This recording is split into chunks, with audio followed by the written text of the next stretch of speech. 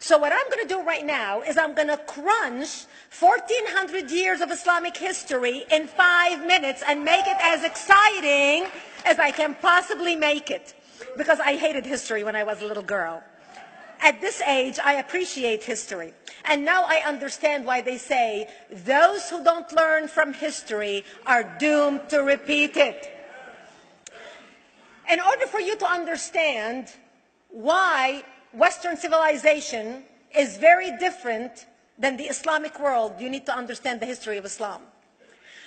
When Prophet Muhammad supposedly revealed his revelation from the angel Gabriel that he is supposed to be the last of the prophets in the early 600s, he started preaching in his own city, Mecca. He tried to recruit friends and followers to be able to spread his religion. And he tried for 12 years and failed. And after 12 years, he was only able to recruit his immediate family and friends.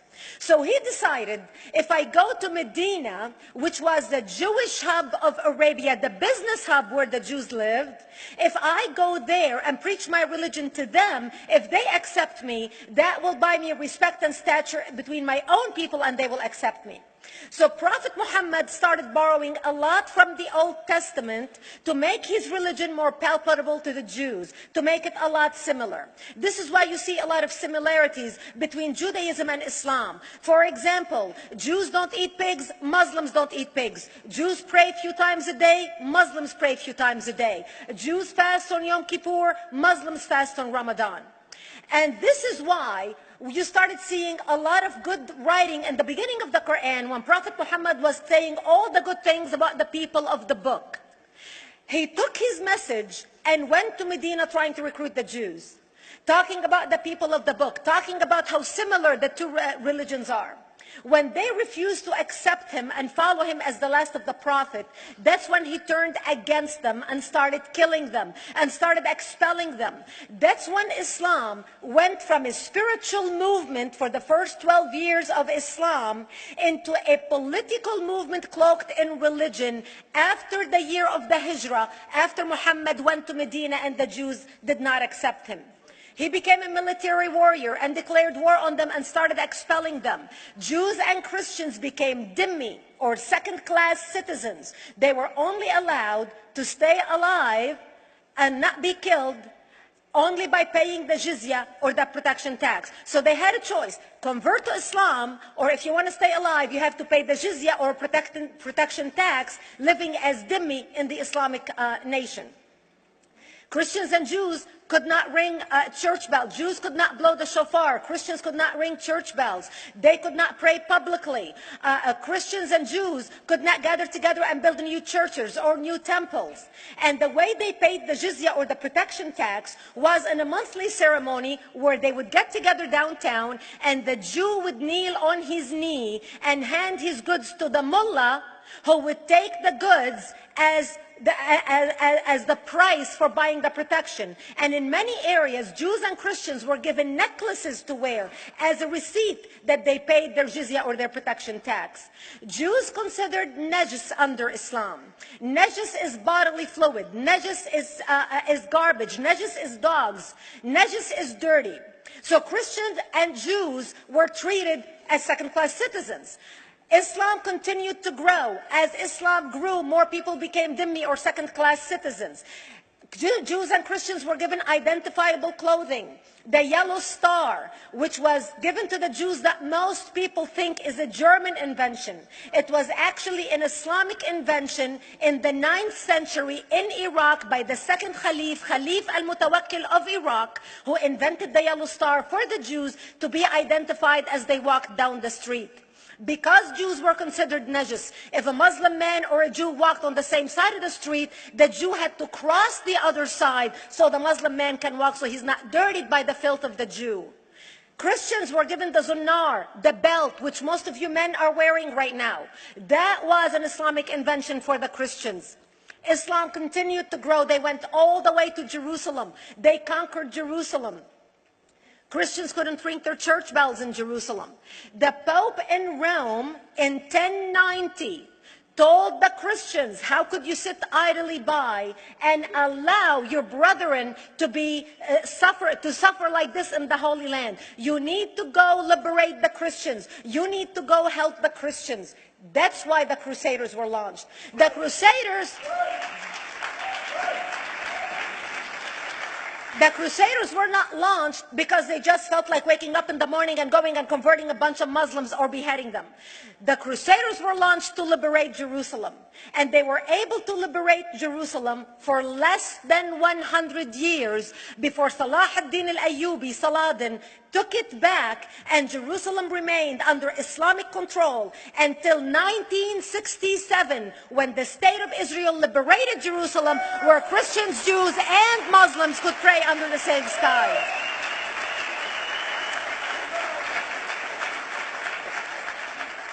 The Crusaders continued fighting Islam, and for 300 years they tried and failed. And by the 1300s, the Crusaders disappeared because they could not win against Islam.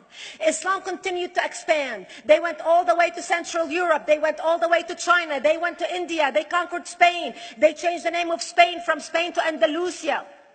And they started, as they advanced, as they conquered more nations, more people paid the jizya, or the protection tax. And this is how the Islamic Empire grew.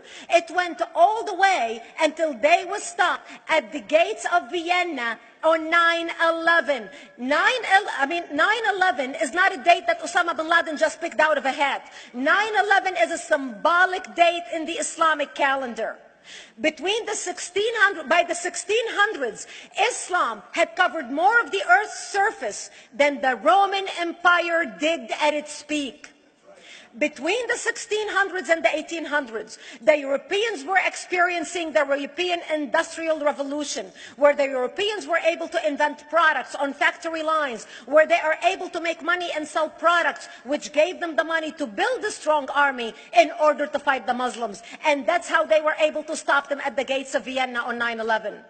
The Europeans started the pushback against Islam. They pushed them out of Europe. They pushed them out of all the way to the Middle East and North Africa. By 1924, the Islamic Empire ended. In 1924, the Islamic Caliphate ended in Turkey by President Ataturk, who was a secularist.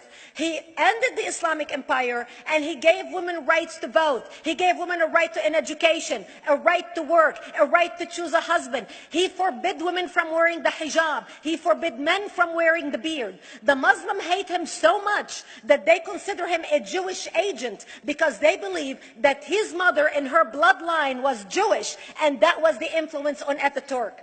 By the time the Islamic Empire, or the Islamic Caliphate, or the Islamic State ended in 1924, the Islamic Caliphate had existed for 1400 years, and it ended less than 100 years ago. By the time the Islamic Caliphate ended in 1924, 270 million people around the world were killed by Islam. 270 million. And we didn't have weapons of mass destruction, and there was nuclear weapons. All of these people were killed, butchered by the sword. The people in the world, less than 100 years ago, how many people knew this history? Please raise your hand.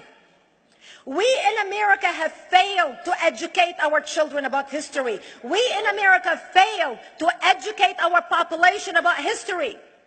Our children in high school, you take any 17, 16-year-old kid, 18-year-old kid, and ask them about World War II. They can't even tell you what happened in World War II. For them, it's ancient history, and we still have our World War II veteran walking among us. That's how little we know of history. Islam ended in 1924, the Caliphate. People thought the Caliphate will never be resurrected. The Caliphate will never come back. But two things happened in the Middle East in the last century that made the Islamists be able to resurrect the Caliphate. Number one is the discovery of oil in Saudi Arabia, which we were able to discover and were stupid enough to allow them to nationalize it. And the number two that happened was Ayatollah Khomeini coming to power in 1979. That gave the Islamists the money and also the spiritual covering in order to explode on the world stage. And people say, oh, well, the Wahhabis exported their Wahhabi radical religion.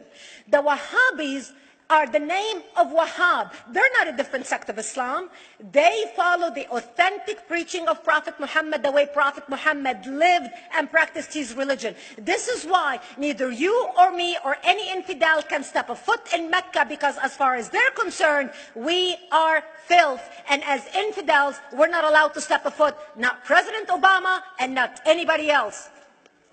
As a matter of fact, Al-Qaeda used to use Saudi Arabia and its success as an excuse to recruit members, as the example to show them how Allah has blessed Saudi Arabia because of the way they adhere to the tenets of Islam. And today we talk about ISIS. ISIS is not a new invention. ISIS resurrected the caliphate that ended less than 100 years ago. Except we are too ignorant and too uninformed to understand what ISIS is doing and why ISIS is succeeding.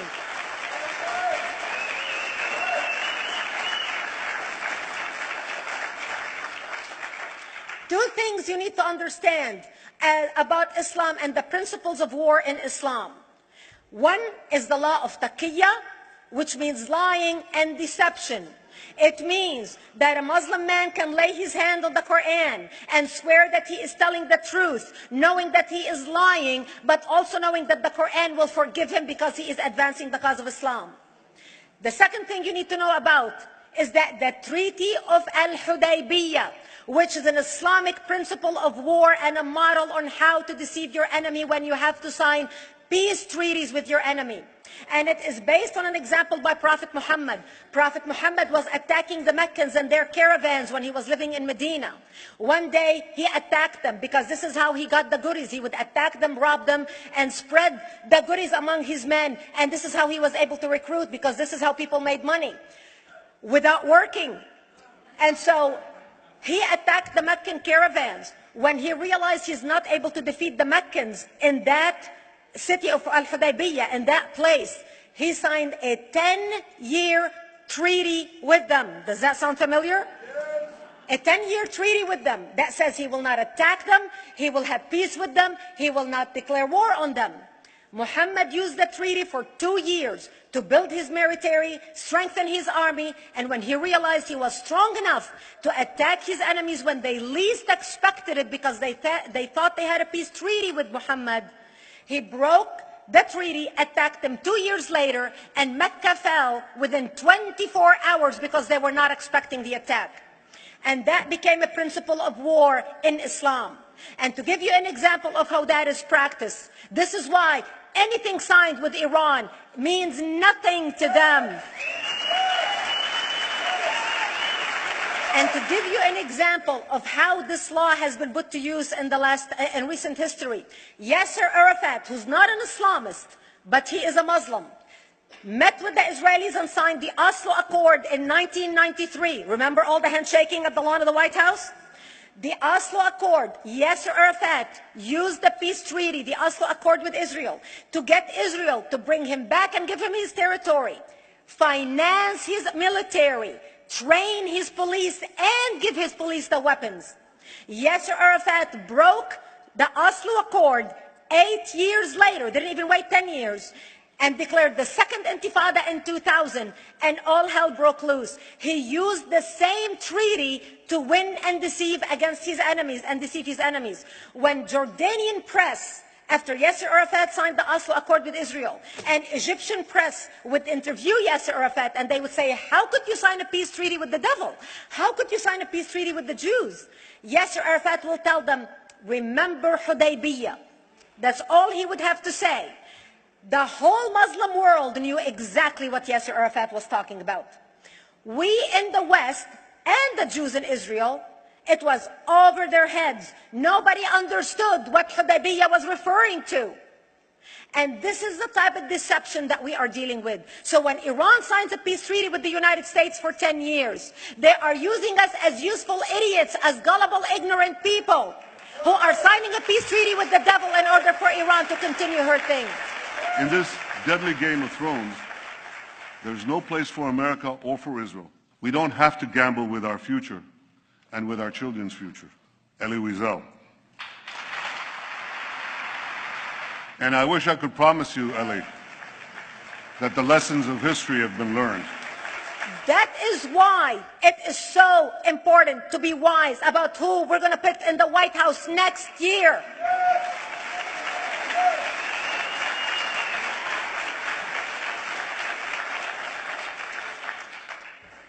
This is why it is very important that whoever we're going to elect next year to office, that the next president be well informed about the history of radical Islam, understand our enemy, understand what ISIS is all about, understand what their end goal is. And this is exactly, people are wondering how come ISIS is having such success recruiting people from all over the world. They exploded all over the world.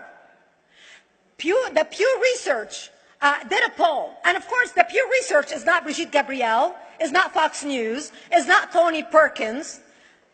The Pew Research did a poll in 2013 when they went around the world and interviewed Muslims from Islamic countries all over the world. And they asked them 2 questions. Would you like to have Sharia law as the law of your country? And would you like to see the Islamic Caliphate?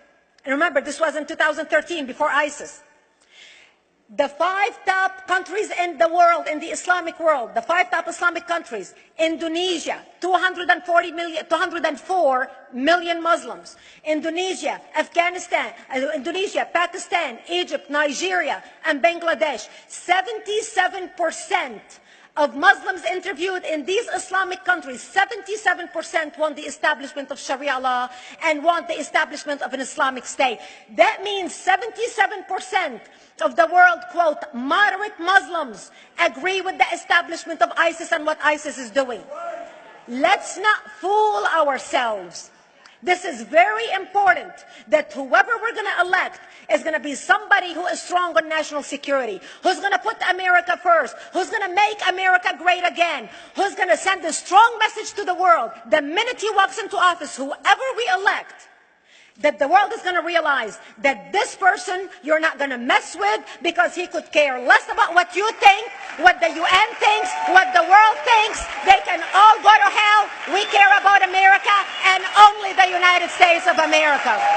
I hope that we learn from the lessons of history, that we learn from the Elie Wiesels, from the Brigitte Gabriels, and many others who are warning America about what's to come. May God bless you one and all, and may God bless the United States of America. Thank you.